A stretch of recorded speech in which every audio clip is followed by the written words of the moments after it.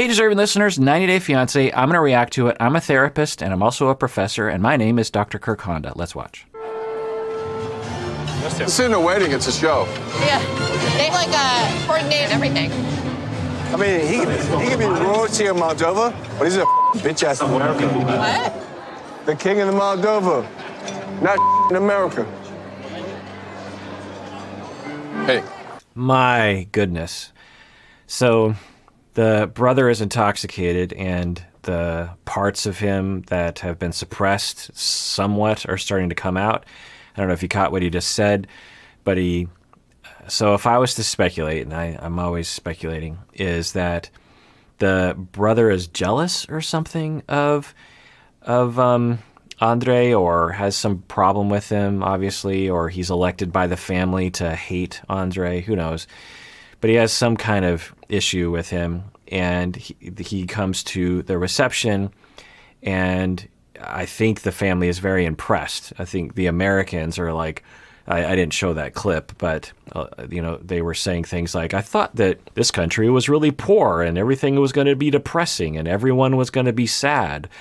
But it looks like people are human beings in Moldova, and they can have happiness too. Who would have thought? I thought only happy people lived in America. Like, give me a break. But anyway, so they are having those kinds of attitudes, and the brother, I'm guessing right now, he's like, wow, he's impressed, and he doesn't know how to marry these two things. I think of Andrei as this pathetic foreigner that we always make fun of, and where we make fun of his country, but I'm being very impressed by what's happening right here. And so I need to say something, I need to do something to make that right. And instead of saying, maybe I was wrong, or maybe I need to modify my understanding of Moldovan culture or Andrei or something.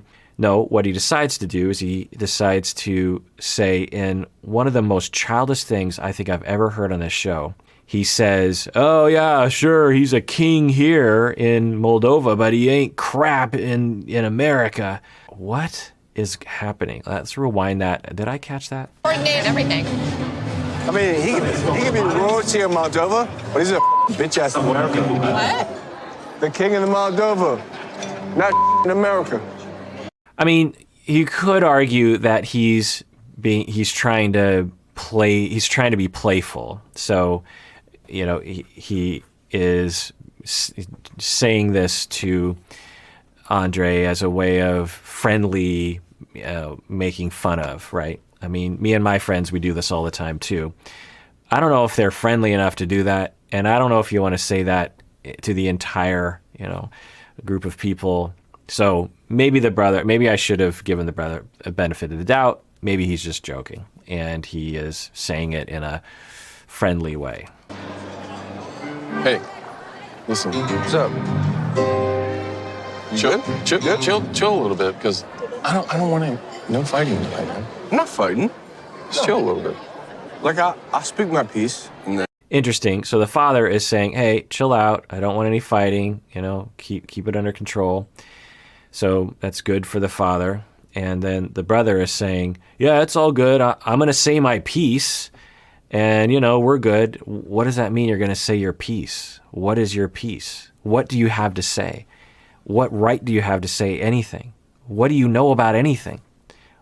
Where do you even get off? What is he going to say? Now, maybe I should give him the benefit of the doubt, and maybe he's just going to say his piece like, hey, Andrei, you really turned me around, and congratulations. Maybe he'll say that.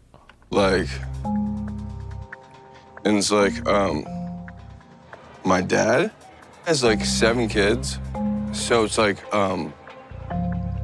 did you do this for every other kid? No, you didn't.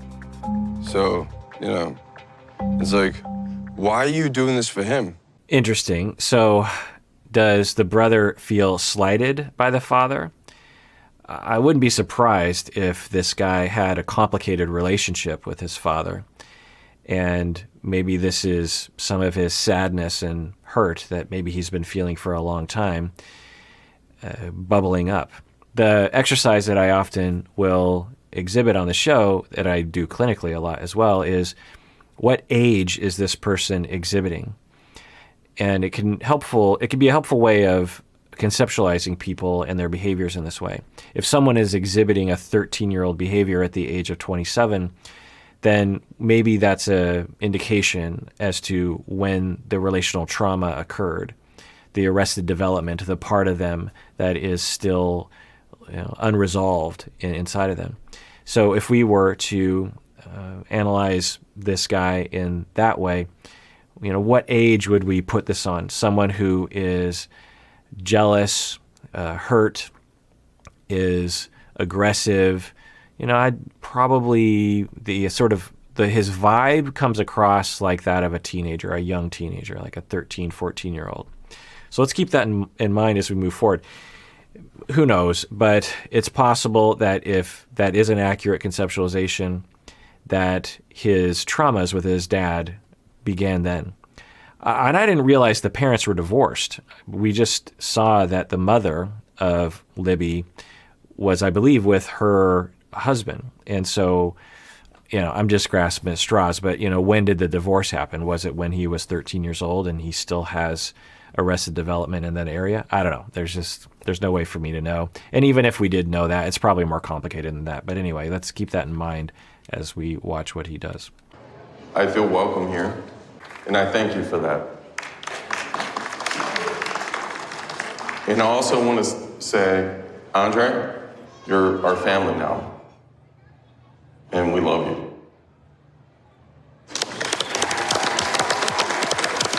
I mean, that's great. I want to point out when these people make good moves, and the father has made a number of good moves, I would say, and this was another one of his good moves. He has reasons to be suspicious, his own reasons to be suspicious of Andrei. They have had fights in the past. He is concerned about Andrei's employment potential. But in the moment, he rises to the occasion and says, I love you, and you're a part of the family. It's a really good gesture. When people do mutual things like this, it usually builds goodwill and good relationships and less triggering of each other. Okay, don't give it to me. Come on. Oh, my goodness. So the dad is not going to give him the microphone. He's literally fighting with his father for the microphone. So, Take my microphone. All right. I was just say,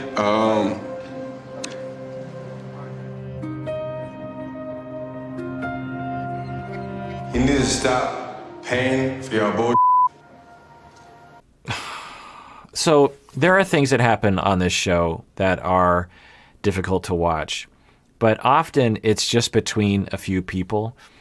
Right now, everyone's just trying to have a good time. All of his family, his friends are there. And this, I'm just going to say it, ugly American. I mean, he is the quintessential ugly American.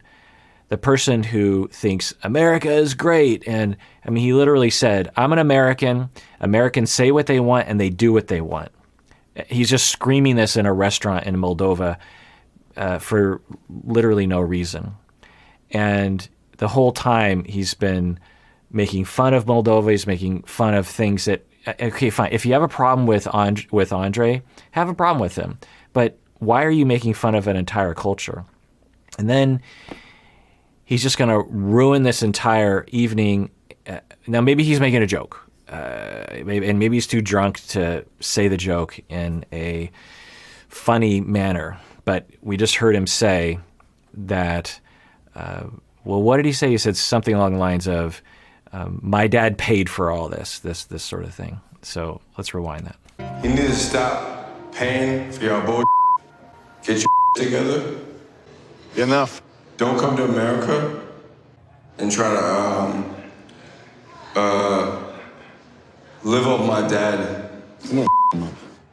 Don't ask my dad for okay? I'm embarrassed for my country. I'm embarrassed for everyone that is there. I'm embarrassed to be a human being in this moment. What is wrong with you? Okay, he's hammered, he's drunk, but you know that he would want to say this if he were sober. This is not inconsistent with his past behavior. This is disgraceful. Okay, just give it to the next one. No. Come to America and Take the microphone. earn your okay? All right. Woo! Okay? It's all good. It's all good. And now, ladies and gentlemen, So there's a off chance that he thinks he's being funny and he's too drunk to understand. I think a lot of people can relate to this. The common saying of like everyone has that drunk uncle at the wedding, and maybe he's that drunk uncle. I don't know, what is it about the situation that is just so disheartening to see? I think it's because I know that the brother Charlie, his attitude is not an isolated attitude. The racism in my country and around the world, but I know the racism in my country very well. As an Asian person, I understand it. And I don't know what I'm seeing exactly, but it feels familiar to me. It feels like I'm seeing the dominant oppressor just bulldoze everyone and abuse everyone with their American exceptionalism and white superiority. I don't know if that's what I'm seeing. I would have to know Charlie better to accuse him of that. But it echoes of a lot of the things that me and my people and a lot of other people have suffered from for centuries. I think that's what's getting to me about it.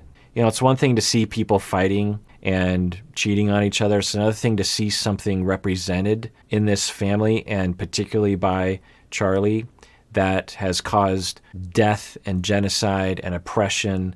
In case you don't know, my Japanese-American ancestry goes back in the United States for a long time, for over 120 years. And my family members were locked up during World War II purely because they were not white, purely because they were of Japanese ancestry. These were people in my family who were born in the United States citizens, who, when the World War II started, with the bombing of Pearl Harbor, they rounded up all the Japanese Americans within a certain distance of the coast, which was virtually every Japanese American on the mainland, and they had put them in prison. My dad's grandparents, people who were, in their 60s, 70s, and it was all based on this premise that, well, the dirty Japs, which is a negative derogatory term unless if you don't know, all of them were bad.